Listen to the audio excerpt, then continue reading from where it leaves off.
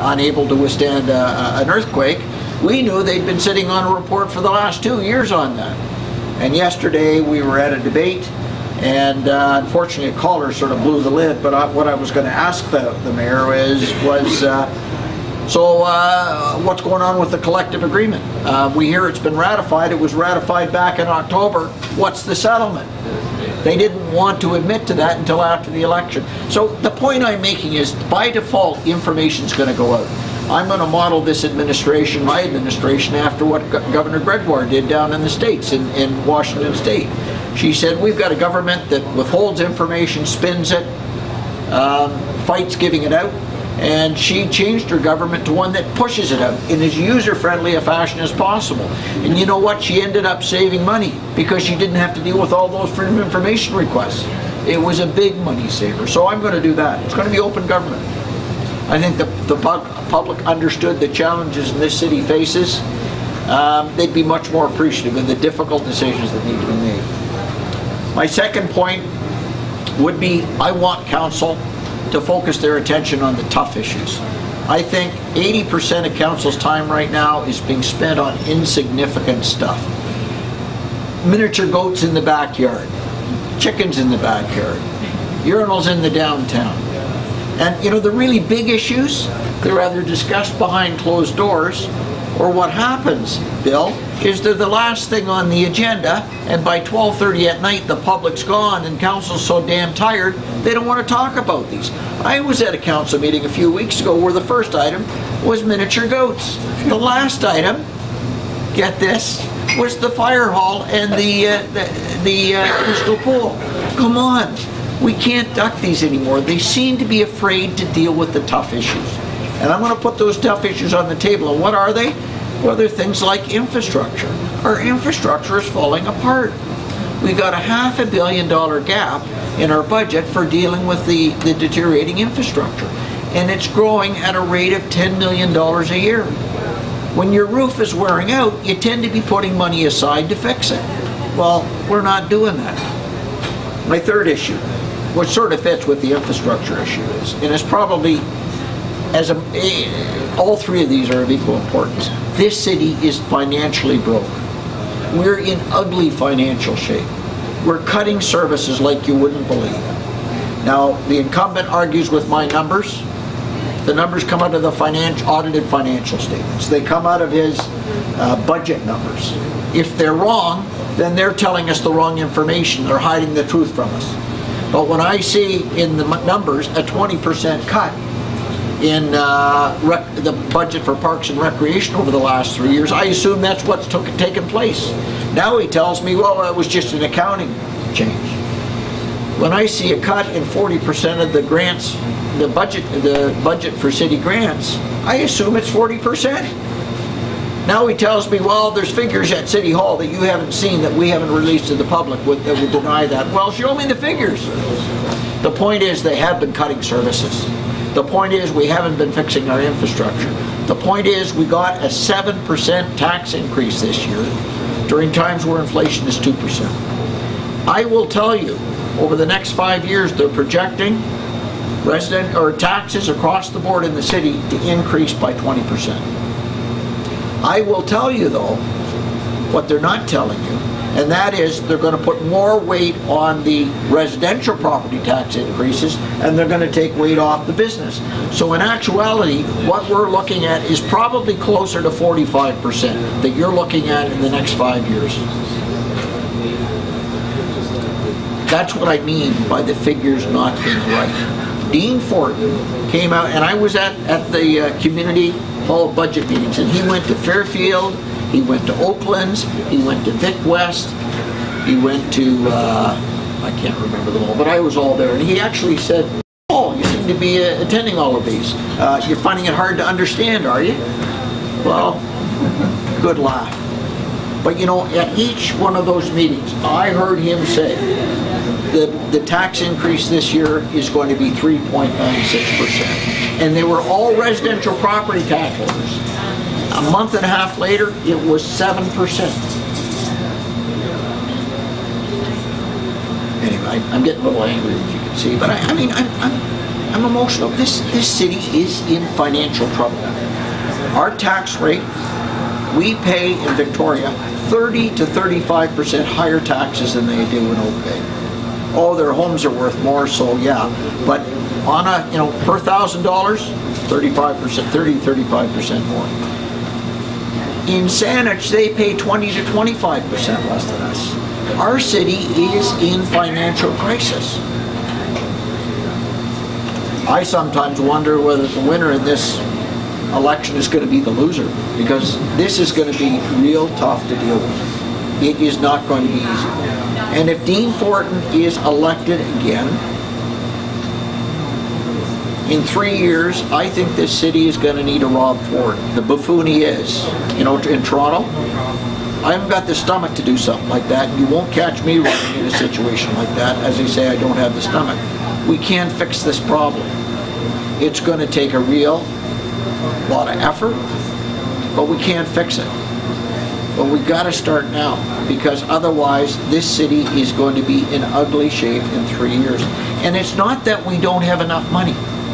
It's that it's not being spent effectively. We're not getting value for the dollar. Our civil service in the city of Victoria costs us 43% more than Saanich. Why? Well, and Dean Fortin, the incumbent, I'm told to call him the incumbent by my campaign manager. Again, I'm not a politician, so I guess I will be a politician. But they said in his first year in office, the number of people earning over $100,000 went from 16 to 50 in 1 year. In his first 3 years, the number of people earning over $75,000 went from about 80 to 240. In 3 years in office, we've seen the number of people earning over $150,000 go from 1 to 9. The concentration at City Hall has gotten ridiculous, and yet we're cutting services. Salaries and benefits in this city went up 8.1% last year. I went to CUPE and I said, did you get that? They said, no, we got 3% last year. They're as angry as I am. Angry's not the right word for it. So we got a problem. So 3 things. 1, open government. Steve and I agree on that. 2, we've got to focus on tough issues. And 3, we've got to focus on the finances, because if we don't, we're not going to be able to deal with the homeless anymore. If we keep spending $8 million to house 36 people, we're not going to be able to do it. And I'll tell you, both the feds and the province that threw money into that, their attitude right now is, we got lousy value for the dollar. Be damned if we're going to give this city any more money. That's where I'm coming from, guys. Women. Any questions from the audience? I was being curious, are there other cities with the same marine environment as Victoria's? How do they treat their sewage? San Diego? Honolulu. Yeah. There are. San Diego is probably the best example. They do exactly what we do for the most part. Very successful. Halifax. Well, Halifax was a different issue. I mean, you were dealing with a harbor that did not flush particularly well and it was going into the harbor. Other examples, Steve? Come up. I mean, you've heard the same ones I have. I'm sure there are others. John, could you tell us just a little bit, very little, about Well, the issue about San Diego and to a certain extent Honolulu is that they're coastal cities that have a very deep ocean environment not far away, and they're high energy oceans. So there's currents moving, they're not constrained. The US EPA, Environmental Protection Agency, in 1972 said basically everybody has to have secondary sewage treatment, doesn't matter where you are in the United States. And that created an awful lot of problems and a huge draw on an awful lot of money. San Diego and Honolulu both argued effectively for a long time that they could stay with primary level sewage treatment and a long outfall. And about 5 years ago, they were sued by groups in their area saying, no, you've got to go to secondary sewage treatment or better. San Diego and Honolulu both fought that quite effectively for different reasons. Honolulu is going to secondary sewage treatment now. It says it's doing it of its own accord, even though the EPA is still putting pressure on it. San Diego, because they've offered to treat Mexican sewage as well, which is going out as basically preliminary or basically untreated sewage right by the coastline, no long outfall, The Americans are giving them another special dispensation to say as long as you keep on treating Tijuana sewage, you can do it at what's called an advanced primary level, not a secondary level. So they're basically forced. Port Angeles is maybe the best indication of a place that could be like Victoria in the sense it has a similar marine environment. It's only 20 miles away across the strait. What makes Port Angeles different is that it's had a huge pulp mill there, putting out the most noxious kind of things that Victoria hasn't put out for 50 years. Victoria's marine environment, a very high volume, high energy Juan de Fuca Strait, is matched with our social economic environment. Ever since the Second World War, or the 1950s anyway, we haven't been producing the kind of toxics that pulp mills produce, or that Seattle's steel mills produce, things like that. So in a way, it's quite a unique environment. But we're being pressured now. The federal government says one size fits all, just like the EPA. The provincial government's saying one size fits all, just like the EPA. And the funny thing is, for our water supply that we drink, we have used the guidelines from the United States because we don't have Canadian guidelines for our drinking water. We don't have rules. So we're saying, well, the EPA tells us what are good guidelines for our drinking water, we'll accept theirs. And it's kind of a weird sort of a situation. But the fundamentals in terms of the finances are, for Victoria people in the city of Victoria, 45% increase in 3 years or something like that. The cost for our sewage treatment is only going to kick in about 5 years. If the sewage treatment plant is completed by 2017, that's when Victoria taxpayers are going to be paying about another $500 a year. The share, the Victoria share, is going to be about $120 million capital, and you're going to be spending about $5 million the Victoria share of the operating expenses. Now that's as we think of them right now. The problem is we don't know what we're going to do with the sewage sludge. They're talking about piping the sewage sludge from McLaughlin Point up to Heartland Landfill, trying to dry it out there, trucking it over to a barge that's going to be by Sydney, barging it over to cement kilns in Vancouver. They're going to burn it, and everything's going to be hunky-dory.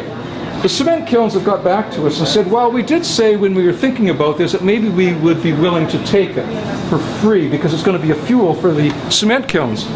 The cement kilns are not saying that now because it's not a 24/7 thing. I mean, the sewage is produced 24/7. They can't burn it 24/7. So they're saying we're going to have to charge you because the kind of sewage we're getting to burn, the dried sewage, is going to be variable in quality, variable in quantity.